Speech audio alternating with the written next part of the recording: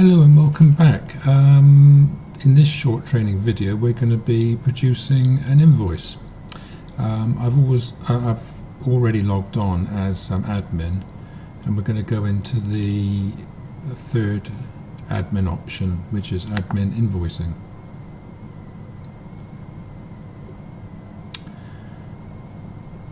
Okay, the first button will be produce an invoice.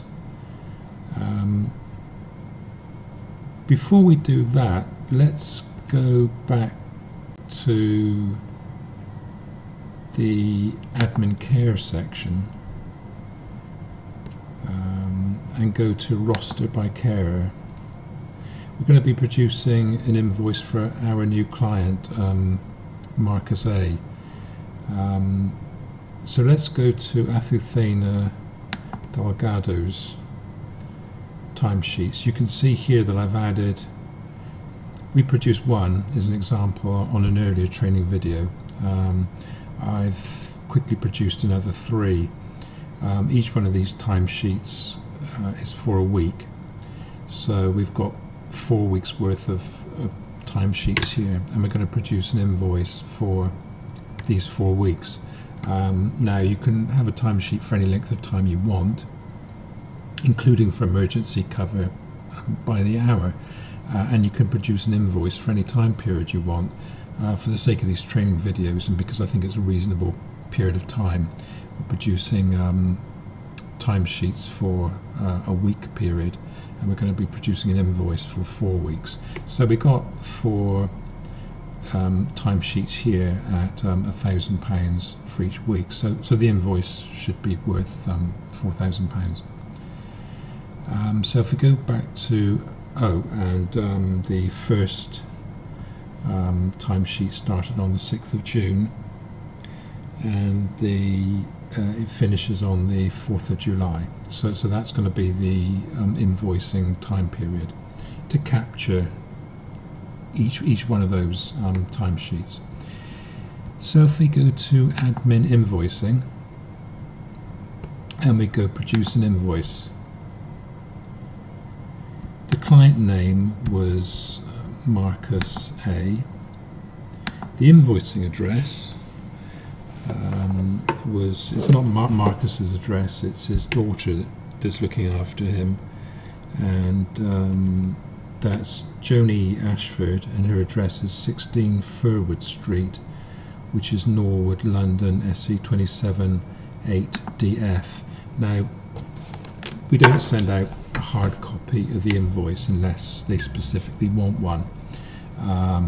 A copy of the invoice, when it's produced, will be seen in the family contact portal, together with any backup information, backup timesheets, comments from the care, etc. In addition to being able to see the invoice in the family contact portal, a PDF copy is also emailed to Joni's email address, and it was the email address, obviously when we set up the client, the email address was of the invoice payer. Okay, so we've got the client name and we've got the invoicing address. Let's start with is this year 2021, obviously. It starts in June of this year, so it's month 6. I think the day it starts was the 6th of June, so we put 6 in. Finishes 2021. Last day was July, so that's 7 for July. On the 4th of July, so it's 4 for 4th of July. The description, we could put maybe something a little bit more complicated and descriptive, but for the sake of this example, we just put 4 weeks live-in care at home, and we send. Now if we go back to admin invoicing, view invoices by client, so if we click on that button, we can see that Marcus A has appeared in our invoice list. So if we click on that, we see that an invoice has been produced. This is a summary. On today's date, the amount is £4,000 because it was all 4 of our timesheets. Status is awaiting payment. Now there's 3 buttons here. The first button is to view the invoice, because we want to double check and make sure that we're completely happy with the invoice. If we're not and we want to redo the invoice, we can press the delete invoice button here, which would delete the invoice, and we can start again. So we've got an invoice date, invoice reference, which is the client name and the date the invoice was produced, the invoicing address, the period it covers, description, the amount of the invoice. In this case there's no VAT, we haven't started paying VAT yet. Status is awaiting payment. Usually we expect to get paid within 30 days of the invoicing date. And there's some bank details if they want to do a bank transfer.